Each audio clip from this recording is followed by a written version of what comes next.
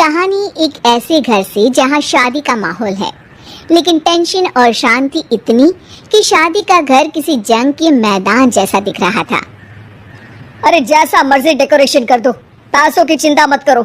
इतना पैसा जब लड़के वालों को दे दिया तो फूल वालों को देने में मुझे क्या दिक्कत है? अरे धीरे बोलो ना, साफ लग रहा है कि फ्रस्ट्रेटेड हो। अरे तुम तो चुप ही रहो। एक बेटी संभाल नहीं पाई। सारा दिन मैं काम पर जाता था, सोचता था घर पर बच्चों को अच्छे से संस्कार मिल रहे होंगे, लेकिन नहीं, मैडम को तो अपनी किटी और फैशन से फुर्सत मिले तब ना। माँ चुपचाप वहां से चली जाती है। समझ में नहीं आता कि आखिर शर्मा खानदान में हो क्या रहा है। कल तक चिड़िया सी फुदकने वाली शीना की शादी यूं अचानक एक मोटे काले लड़के से क्यों हो रही है? शीना कमरे में हाथ में गुड़िया लिए बोलती है, मेरे साथ जो हो रहा है ठीक हो रहा है। तुम तो सब जानती हो, साहिल मेरे लिए भगवान है। अब जब वो ही नहीं मिला तो फिर कोई भी हो, जिंदगी ही तो जीनी है, जी लेंगे। बाहर शीना की बुआ किसी से बात करती है। अरे मोटा नहीं, उसे तो खाते पीते घर का कहते हैं। अब ओबेरॉय का नाम भी किसी को बताने वाली बात है। उनका इकलौता लड़का तो करोड़ों की स्वामी तो है ही। अरे हमारी शीना बिटिया तो रानी बनेगी, रानी। इन सब के बीच कहीं कोने पर शीना हाथ में मेहंदी सजाए बैठी थी और आंखों में आंसू सजाए। और वो समय भी आ जाता है जब शीना मंडप के नीचे हाथ में वरमाला लिए खड़ी होती है, लेकिन तभी अफरा तफरी मच जाती है। कोई कहता है, अरे लड़के की माँ को हार्ट अटैक आ गया। अरे अच्छी खासी थी, कैसे हो गया? अरे कहते हैं ना, किसी किसी लड़की के पैर अच्छे नहीं होते। हो सकता है कि मनहूस है ये लड़की। शीना पास खड़ी सब सुन रही थी। फिर शीना अपने कमरे में आ जाती है। शादी ये कहकर नहीं होती कि लड़की मनहूस है।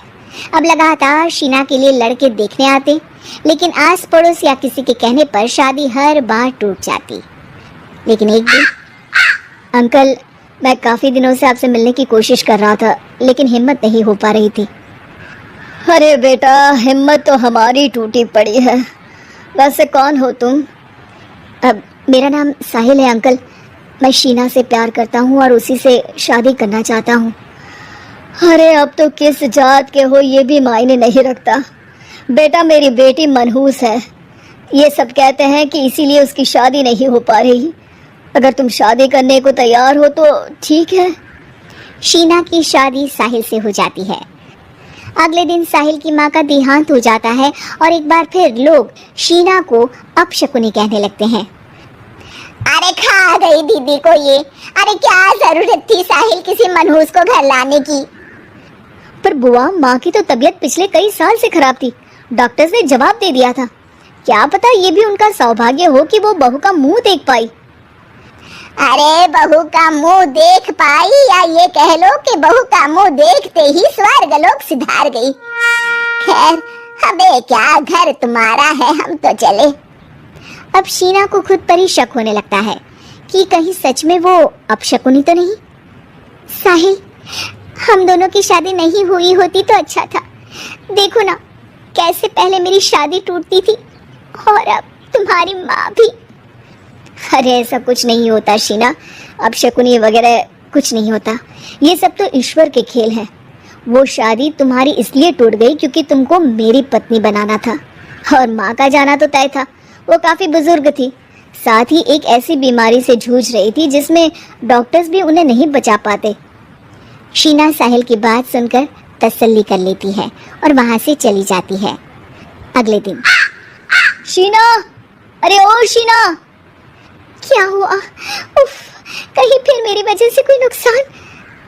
अरे नहीं नहीं शीना, तुम जानती हो, जिस प्रॉपर्टी के केस को हम बरसों से लड़ रहे थे उस पर फैसला आ गया, वो भी हमारे हक में।